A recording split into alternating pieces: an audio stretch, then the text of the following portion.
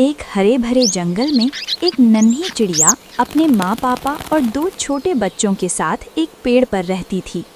रोज सुबह माँ खाना लाने जाती और पापा बच्चों की रखवाली करते। एक दिन जोरदार आंधी आई, पेड़ हिलने लगा और उनका घोंसला टूट गया। नन्ही चिड़िया डर गई, पर पूरा परिवार एक दूसरे के पास रहा। आंधी थमते ही सबने मिलकर नया घोंसला बनाया।